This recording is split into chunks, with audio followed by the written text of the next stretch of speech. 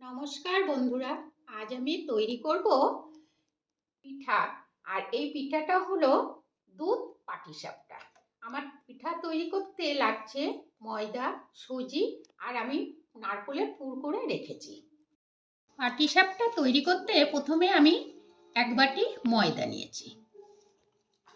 এবার দিয়ে দেব হাফ বাটি সুজি। এটাকে আমি ভালোভাবে জল দিয়ে একটা গোলা তৈরি করব। অল্প অল্প জল দিয়ে আমি একটা গোলা বানিয়ে নেব। দুধের মধ্যে আমি চিনি দিয়ে দুধটাকে গরম করতে বসিয়েছি। এবার আমি পাটিসাপটার ডোটা এইভাবে তৈরি করেছি। এবার এইটাকে দিয়ে আমি পাটিসাপটা তৈরি করব। প্রথমে দিয়ে দেব, আমি যখন একটা ফ্রাই প্যান নিয়েছি, এবার এটাতে ঘি ব্রাশ করে নেব। আমি ঘি দিয়েই করব, আপনারা তেল দিয়েও, সাদা তেল দিয়েও করতে পারেন।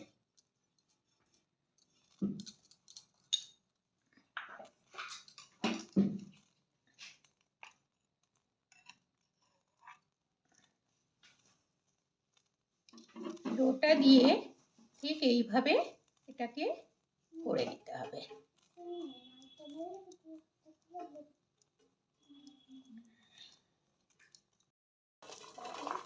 এবার আমি নারকেলের পুরটা এইভাবে দিয়ে দেব।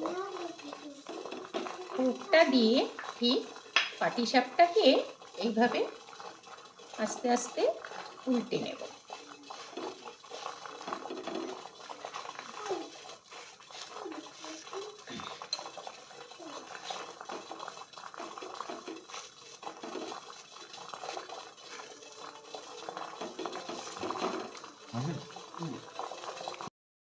পাটিসাপটাটা তৈরি হয়ে গেছে, এটাকে আমি নামিয়ে নেব।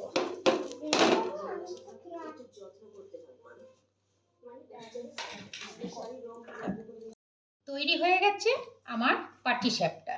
এবার আমি পাটিসাপটার ওপর এই যে আমার দুধটা আমি ঘন করে জাল দিয়ে রেখেছি, এটাকে ভালোভাবে মিশিয়ে দেব।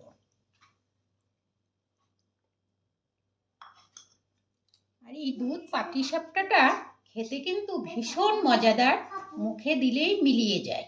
আপনারা এটা বাড়িতে একবার অবশ্যই করে আমাকে কমেন্টস করবেন যে আপনাদের কেমন লেগেছে।